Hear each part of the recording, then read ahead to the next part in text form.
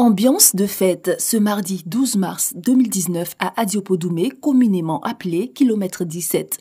La raison de cette liesse se justifie par la tenue d'un important événement qui a eu lieu dans ce village, en périphérie d'Abidjan, sur l'axe menant à Dabou. Il s'agit précisément de la cérémonie de pose de la première pierre de la cité Bellecote d'Adiopodoumé, un projet piloté par Victoire Immobilier et qui couvre une superficie de 60 hectares.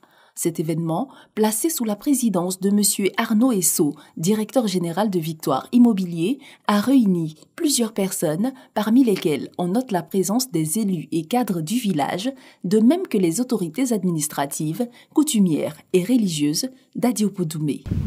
Je voudrais dire merci très sincèrement au père Aquadan et au chef du village qui ont tous deux porté ce projet depuis le début jusqu'à maintenant. Nous allons très certainement commencer le plus tôt possible. Quand je dis le plus tôt possible, dès demain, il faut que les machines commencent à bosser. Et nous souhaitons ne pas nous arrêter jusqu'à ce que ce projet soit achevé entièrement. Les invités de marque ont tenu à exprimer leur joie quant à l'exécution de ce projet qui certes donnera un nouveau visage à Adiopodoumé, mais contribuera certainement à satisfaire les besoins en logement. À terme, la cité Bellecote comprendra 3000 appartements, villas basses et des studios. Une partie reviendra aux propriétaires terriens, quand l'autre devrait être proposée aux éventuels acquéreurs. Pour rappel, Victoire Immobilier est une entreprise spécialisée dans la vente de terrain, la promotion immobilière, l'aménagement et la construction. Arnaud Esso et son entreprise Victoire Immobilier ont été primés en 2018 dans le domaine de la qualité en France, puis pour leur leadership à Hong Kong lors de la cérémonie des Awards The Bees. Finalement, j'ai réussi à conserver les biens de la famille.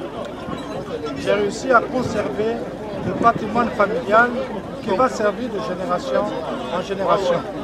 J'aurais pu vendre. Si j'avais vendu 15 hectares, ça m'aurait peut-être donné 100 millions. Mais 100 millions avec les funérailles qu'on fait, avec les fêtes de génération, avec les voyages, tout ça serait fini. Mais en implantant cela en bâtiment, en investissant dans les bâtiments, voilà que demain, nous, on va mourir, mais nos enfants, nos neveux, nos nièces continueront à bénéficier de ce que nos parents ont. C'est important que les propriétaires terriens aujourd'hui comprennent que vendre leurs terres et dépenser de l'argent sans pouvoir pérenniser leurs revenus avec n'est pas une bonne attitude à avoir.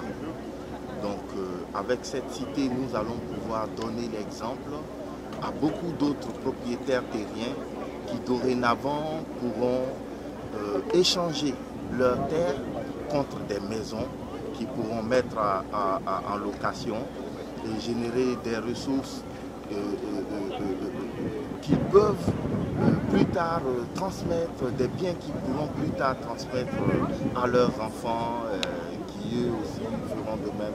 Et c'est cela que nous recherchons.